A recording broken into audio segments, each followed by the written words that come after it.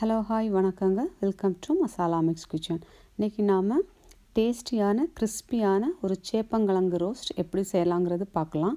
அதுக்கு தேவையான பொருள், ஃபர்ஸ்ட் 1/2 கிலோ சேப்பங்கிழங்கு எடுத்துக்கோங்க.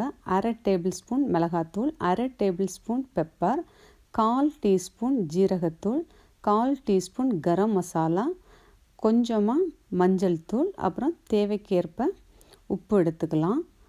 அப்புறமா 1/2 tablespoon ginger garlic paste எடுத்துக்கோங்க. 1 டேபிள் ஸ்பூன் அரிசி மாவு எடுத்துக்கோங்க. ஆயில் தேவையான அளவு, தண்ணியும் கொஞ்சமாக எடுத்துக்கோங்க. இப்போ நாம் எடுத்து வச்சுருந்த சேப்பங்கிழங்கு நல்லா வாஷ் பண்ணி குக்கரில் தண்ணி சேர்த்து ஒரு விசில் விட்டு வேக வச்சு இந்த மாதிரி எடுத்துருங்க. அப்புறமா அது ஆறுனதுக்கப்புறம் கிழங்க இந்த மாதிரி நம்ம அதோட தோலை எடுத்துடலாம். இந்த மாதிரி எல்லா கிழங்குக்கும் தோல் எடுத்து இந்த மாதிரி க்ளீன் பண்ணி வச்சுக்கோங்க.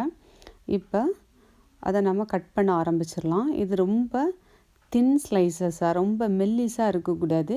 இது கொஞ்சம் திக்காக தான் இருக்கணும். இந்த மாதிரி கொஞ்சம் திக்காக நம்ம கட் பண்ணி எடுத்துக்கலாம். இந்த மாதிரி எடுத்துக்கோங்க.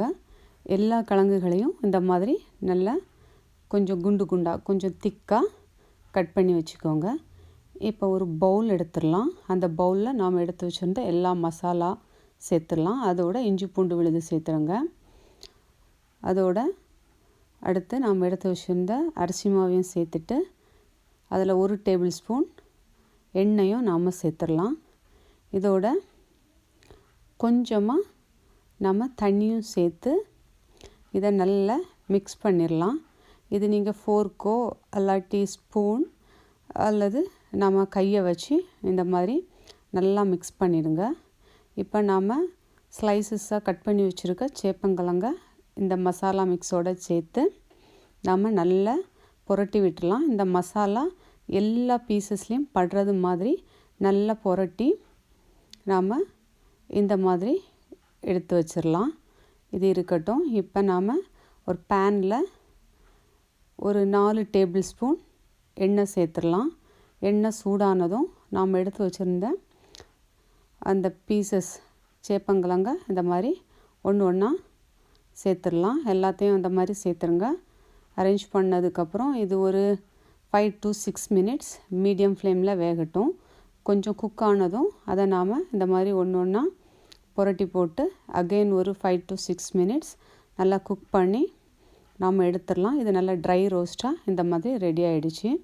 நம்மளோட ட்ரை ரோஸ்ட் ரெடி.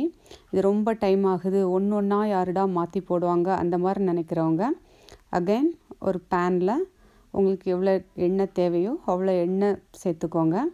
அப்புறமா நம்ம எடுத்து வச்சுருந்த அந்த கிழங்க ஒரு 2-3 செட்ஸாவோ இல்லை 2 செட்லேயோ நீங்கள் இந்த மாதிரி மொத்தமாக சேர்த்து அதை ஒன்று ஒன்றாலாம் புரட்டி விடாமல் இந்த மாதிரி மொத்தமாக புரட்டி விட்டு வேக வைங்க.